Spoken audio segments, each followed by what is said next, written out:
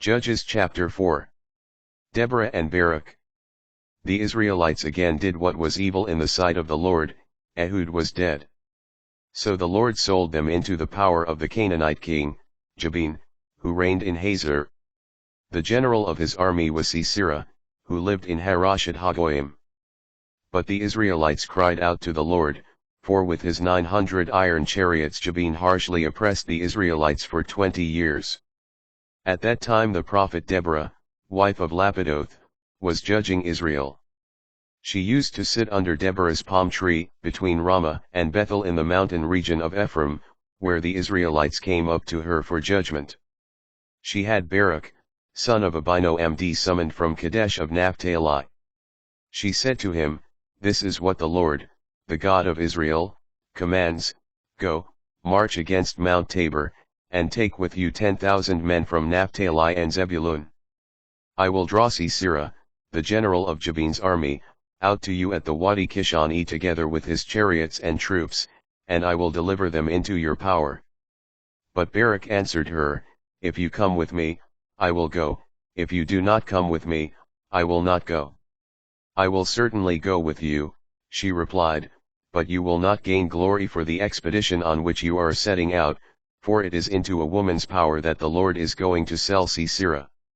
So Deborah arose and went with Barak and journeyed with him to Kadesh. Barak summoned Zebulun and Naphtali to Kadesh, and 10,000 men followed him. Deborah also went up with him. Now Heber the Kenite had detached himself from Cain, the descendants of Hobab, Moses' father-in-law, and had pitched his tent by the terebinth of Zananim, which was near Kadesh. It was reported to Sisera that Barak, son of Abinoam, had gone up to Mount Tabor. So Sisera called out all 900 of his iron chariots and all his forces from Haroshet Hagoyim to the Wadi Kishon. Deborah then said to Barak, "Up! This is the day on which the Lord has delivered Sisera into your power. The Lord marches before you."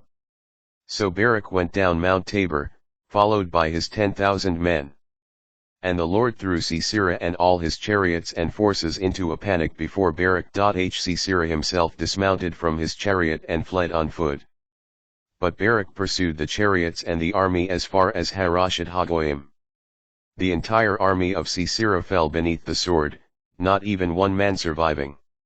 Sisera fled on foot to the tent of Jael, wife of Heber the Kenite, for there was peace between Jabin, king of Hazor, and the family of Heber the Kenite.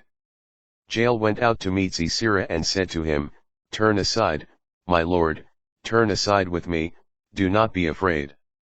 So he went into her tent, and she covered him with a rug. He said to her, "Please give me a little water to drink. I am thirsty." So she opened a skin of milk, gave him a drink, and then covered him. "Stand at the entrance of the tent," he said to her. "If anyone comes and asks, 'Is there someone here?' say, 'No.'"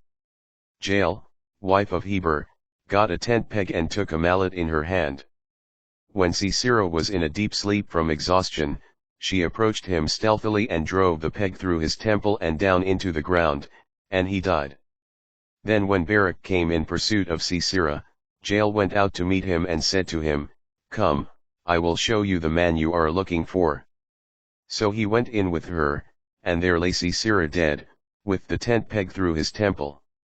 Thus on that day God humbled the Canaanite king, Jabin, before the Israelites.